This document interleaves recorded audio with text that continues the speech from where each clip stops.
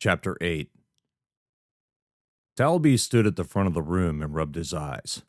He was tired.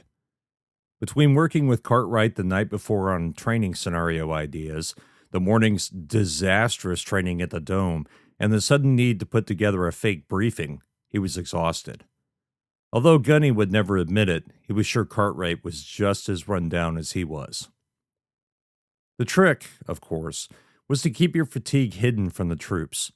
It was one thing to crack a smile every now and then or get in their faces to correct a mistake, but to let them see you weak?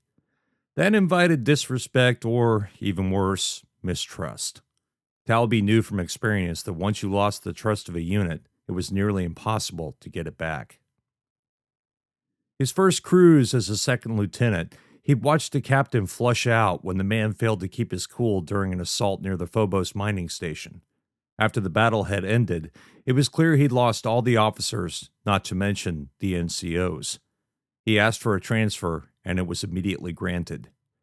Talby didn't plan on experiencing the same fate. He ran checks through his block and the holo terminal. They were in sync. When Captain Dunn arrived, they'd sync blocks, and everything would go great for the briefing. He hoped he'd done enough to make it sound like the captain had put together the briefing, and more importantly, that Dunn would be able to rattle it off as his own plan. That bit was important for the ruse to succeed. Not much of a ruse, he thought. The briefing would be pretty short and stupid simple. S&R Black had had too much rack time and the brass wanted to send them out past Pluto for a little live training. That made sense to a certain extent. There were many dead satellites and other human-made junk out there to play with. Talby had even put together a scenario for boarding one of the sats, tethering it, and retrieving it into the S&R Black's cargo hold. He wasn't certain the captain would use that idea, but it could be entertaining. Fortunas had already forwarded him the logistics list the AI and Captain Dunn had come up with. Thus, he already had marching orders for everyone involved. Now, the only question was when to begin the loadout. According to the last stat report Lieutenant Noble submitted, S&R Black was 20 standard hours away from being ready.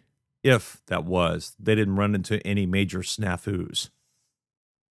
While the Navy maintenance folks hadn't taken great care of their girl, Fortunas did. The AI was nothing if not efficient when it came to finding problems humans created and quickly devising a solution to fix them. In some ways, he wished Fortunas was their exclusive AI. Regardless, the ship would be ready if they could get her stocked and loaded in time for departure 20 hours from now. They'd make it. Colonel Hayes had told the other teams to drop everything they were working on that wasn't station critical to get S&R Black ready for work. Dunn had lobbied months ago to get an in-flight training regimen going for his people and the other S&R crews.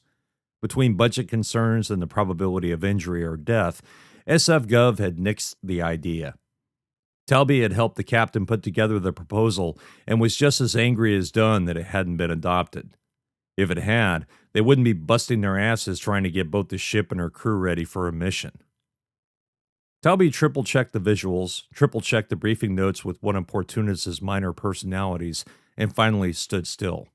He was done. There was nothing else to prepare, nothing else to check, nothing else to do but wait for the crew to file in. As if on cue, Cartwright stepped through the door. He was clean-shaven, dressed in a fresh jumpsuit, and glide-stepping to his place at the front of the room. "Gunny," Talby said. The man started to salute, but before Cartwright could raise his hand, Talby said, "At ease." Cartwright stood with his hands behind his back. "You ready for this, Gunny?"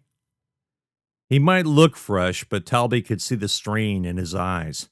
They'd both pored over so many holos, so many reports and maps over the last many hours, that neither man could see straight.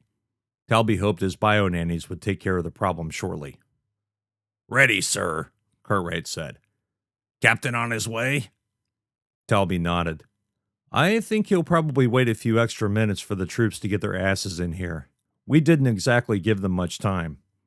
"Bullshit," Cartwright said, and then caught himself. "Sorry, Lieutenant, Chuckling, Talby waved a hand. "We broke them out of leisure time. Knowing those reprobates, they were getting drunk or stoned or both. They'll all need nanny flushes. Not all, sir, Cartwright said. Callie Mira wasn't in the wreck area. I think she went back to work on the reports. Or maybe she went to Dome B. No telling. Good, Talby said. She might lose her job, but she's fighting for it. Exactly, sir. A good sign. Through the open door, the two men heard the sounds of boots echoing off the grav plates and muted conversation. Talby crossed his arms and waited. He felt Cartwright tensing into attention almost at once. Unless he was alone with commissioned officers he knew or liked, he never dropped decorum. In front of non-rates and other NCOs, there was no possibility he'd do that. Now he looked more like a drill instructor ready to beat the shit out of any Marines that crossed him. 8 Marines filed into the room, one after another. Lance Corporal Dickerson led the group with Private Nero bringing up the rear. When they finished entering the room, the line stopped as one, turned on their heels to face the lieutenant, and saluted. "Well, about Yahweh damn time," Talby said. "At ease, Marines. Take a seat." The group broke apart, squad members sitting together. A moment later, Kalimura, Noble, Oakes, and Dunn walked in. Cartwright immediately barked, "Officer on deck!" The Marines stood and saluted. Dunn, with a look of exasperation on his face, said, "As you were," in a bemused voice. "Everybody take a seat." Once again, the Marines sat in their chairs. Kalimura sat with her squad. Talby noticed the spike in tension around that part of the room. He made a mental note to have a conversation with Cartwright and see how he wanted to handle it. They couldn't go into space on a real mission with dissension building amongst Kalimura's own squad. If they hit the shit with that going on, it could be dangerous, or downright deadly. S&R Black's pilot, Lieutenant Maurice Oakes, took a seat on the front row along with Second Lieutenant Noble. Since they didn't have any direct reports, it made sense for them to sit by themselves, although they did sit next to one another. The engineer and the pilot worked side by side since one flew and the other fixed. Despite the difference in rank, the two men had an easy relationship with one another, often dropping decorum, much to Gunny's chagrin. Talby sometimes wondered if the two men weren't occasional bunkmates. Talby and Cartwright remained standing by the holo display. Dunn looked chipper, but Talby could tell his commanding officer had had a long day. Although he and Cartwright had worked their asses off coming up with a half-believable training scenario to sell to the team, Dunn had been doing the real work with Portunas. "Someday that might be me," he thought to himself. Then again, being captain wasn't all it was cracked up to be. Dunn spent most of his time on logistics, the ship, and strategies. Talby and Cartwright merely had to implement them. And as far as action went, Dunn stayed on the ship. He tried to imagine a life without ZG combat, without commanding the troops in the field, let alone seeing the field, and being left behind when the action started.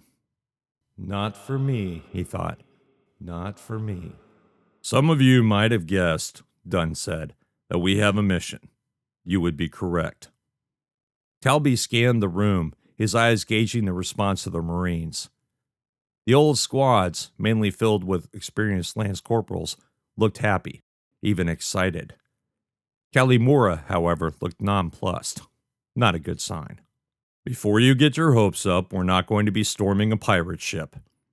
Most of the Marines smiled, but said nothing. "Instead, we're traveling to the outer Kuiper Belt near Pluto for ZG and deep space training. You're going to get lots of hours in the suits and have a number of tasks to complete." Dunn waved a hand and the holo display came to life. A picture of the belt appeared in the air, slowly rotating. A bright circle lit up near the blue sphere of Pluto, pulsed twice, and then the image zoomed in on the area. With a beautiful facsimile of Pluto rotating in the corner, a red dot appeared in the middle of the display. The captain pointed at it with his finger. "There are ancient pieces of space junk from all the probe missions sent during the latter days of the Common Era and the first century of the Sol Era." Dunn paused as he looked back at the Marines' faces. The non-rate's jaws had dropped. Dunn smiled. "Yeah, that stuff has been floating around for a very long time. Needless to say, it's all defunct and inoperable. But," he said and turned back to the display, It will afford us the opportunity for live tether exercises, rescue scenarios, and a lot of ZG action. The Marines were silent. Talby gazed back at Kalimura as nonchalantly as he could. The young corporal looked relieved, but that flash of anger was still there. She really needed to learn to let go of her mistakes and move the fuck on. The hell with Gunny, he thought. I'll talk to her myself. Now, Dunn said and shifted the display to a diagram of the S&R Black. Tomorrow we'll begin a loadout. Lieutenant Talby has the assignments, and it will be all hands on deck. I want every piece of equipment going aboard tagged and accounted for.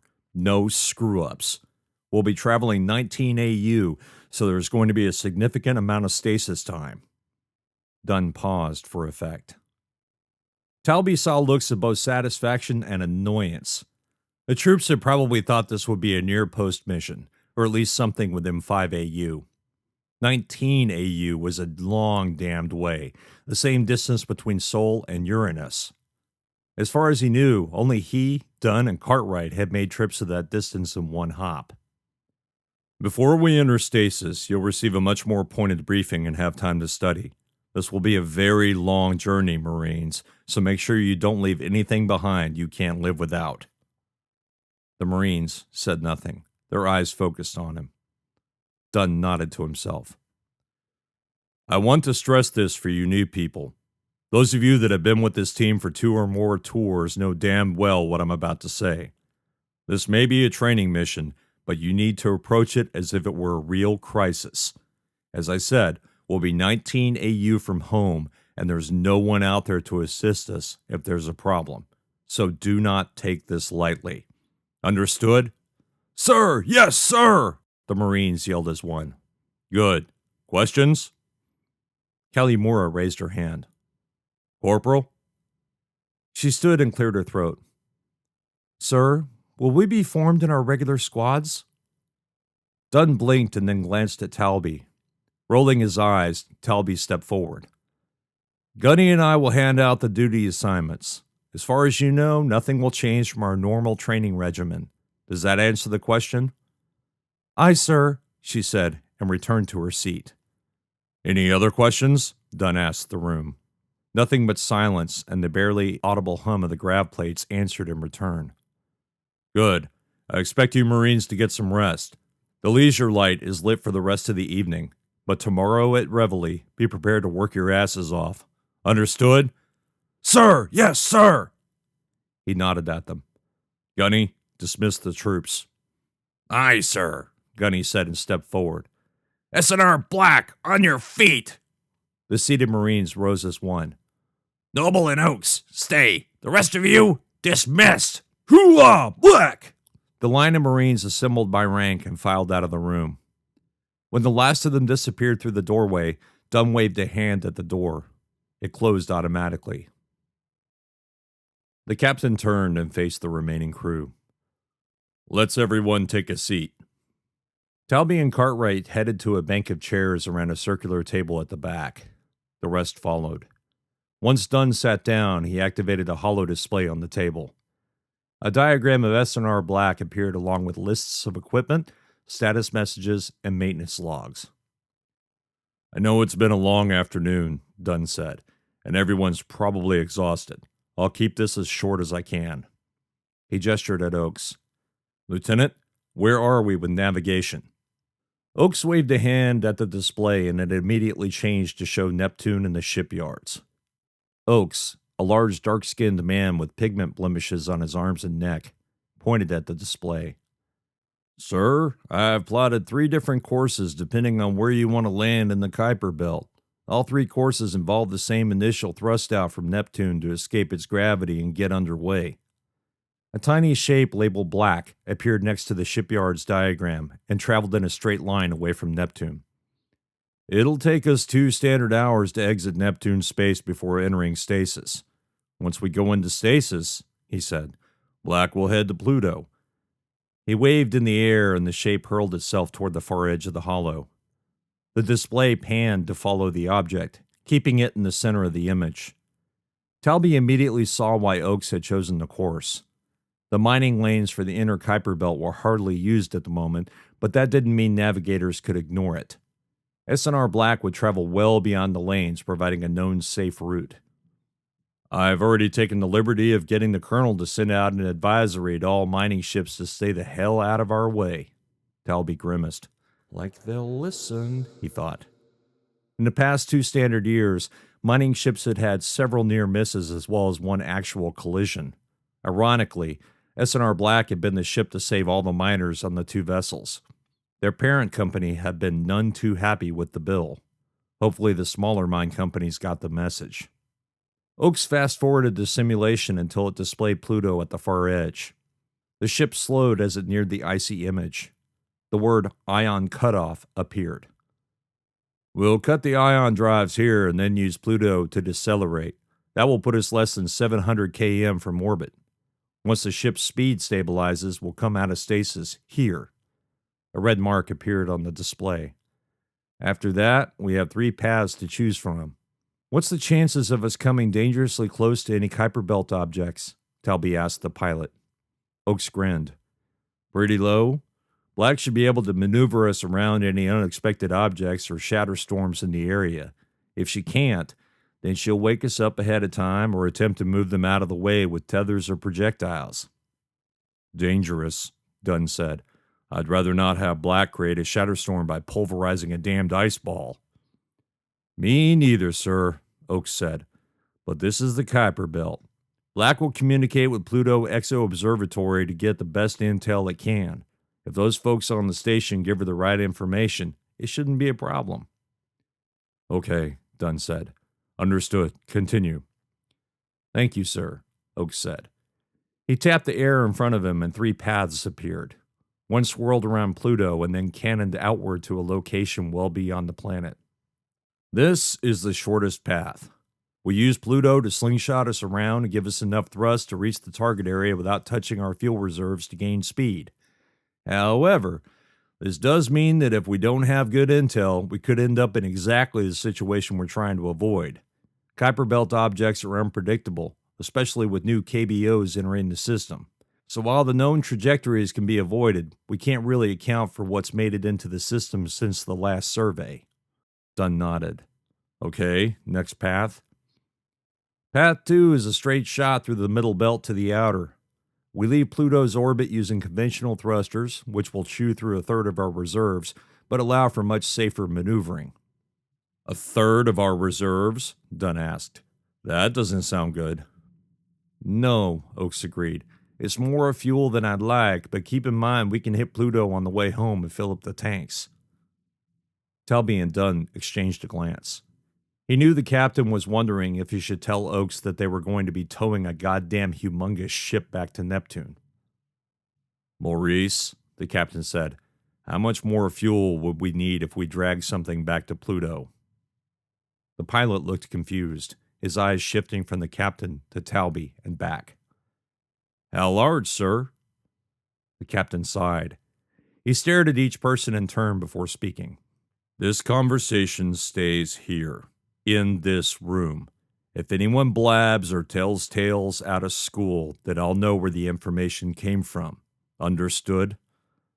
Aye, sir, the group said. May I? He said to Oakes, gesturing to the screen. Of course, sir. Dunn made a few hand gestures, and the images of Pluto and the Kuiper belt disappeared. Talby had no doubt the captain had connected to Portunas to pull images and data from their logistical conversations. Dunn was taking a risk here, but Talby realized without the proper information, Oakes and Noble couldn't possibly be prepared. A picture appeared on the screen. Both Oakes and Noble stared at it in confusion. This, Dunn said, is the Mira. The room was silent as a grave. She appeared a few days ago in the belt. He waved a finger and a list of specifications appeared. Tonnage, width, length, volume, presumed cargo, all appeared in a panel next to the 3D model of the giant ship. Part of our mission involves towing the ship back to Neptune, if possible. Oakes and Noble locked eyes. Noble said. Okay, so that would explain some of what Portunas was doing to Black. I'm sure it does, Oak said. He looked back at the captain. Okay, so we'll need to refuel at PEO and refuel again before heading to Neptune, sir. Thought so, Dunn said. Noble held up a finger. But there is a problem, sir. What's that? Well, we'll be a hell of a lot slower towing that monstrosity. Might take us a while to travel back to Neptune. Pluto's gravity alone will cause problems. Oaks held up a finger. Not to mention, we'll have to stow the cargo in orbit while we refuel on the way back. Or we ditch it some part of the way to Neptune, return to Pluto to refuel, and hook back up to the... He paused, his eyes boring into the model. Sir, are you sure it's the Mira? Dunn nodded. It is, Maurice. PEO confirmed it, and the codes check out. What the hell is she doing here, sir? Noble asked. Your guess is as good as mine, Lieutenant. Dunn smoothed the creases in his jumpsuit. She has no power that we know of and is drifting through the Kuiper Belt. Is she going to run into anything, sir? Oaks asked. Talby cleared his throat. If I may, sir. Dunn gestured for him to go on. Talby tinted his hands. Look, I know this is a shock to say the least, but it doesn't matter how she got here or why she's here. We won't know that until we reach her. The only important part of this meeting is for you two to tell us what's possible and what's not. If we've been given an impossible mission, then let's make it possible. Otherwise, let's just come up with the best plan. Well stated, Dunn said. He turned his gaze back to the engineer and the pilot. They both looked paler than they had before. So, how much time do you need to figure it out?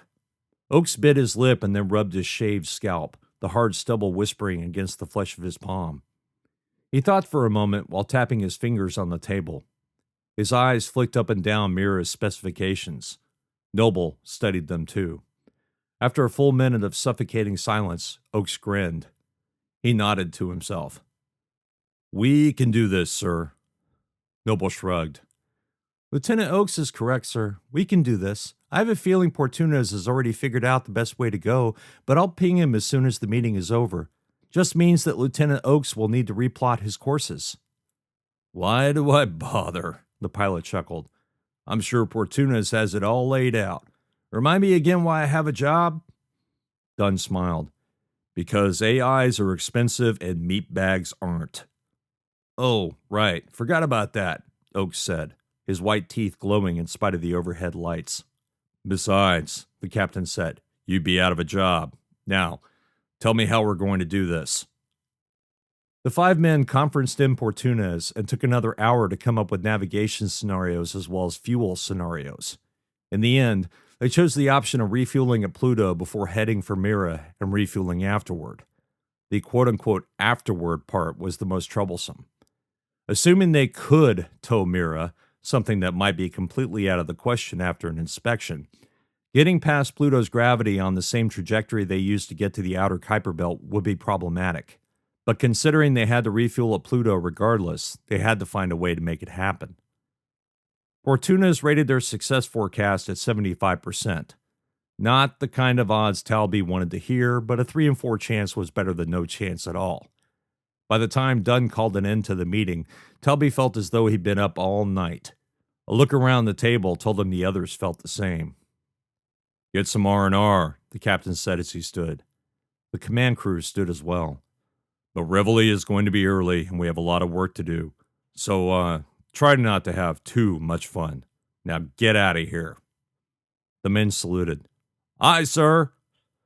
Dunn nodded to them and headed out of the room. Talby looked at the men.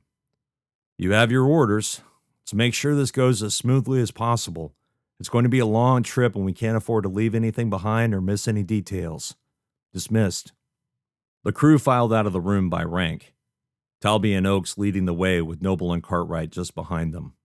When they reached the personnel deck, they broke up and headed in different directions, except for Oaks and Noble. Talby wanted to get drunk. He wanted to get stoned. But what he wanted more than anything was 4 hours of rack time before he resumed planning the recon of Mira. If enough of her was intact, it could take them more than half a day, with 4 squads, to scour every inch of her looking for data, survivors, and why humanity's beacon of hope had failed.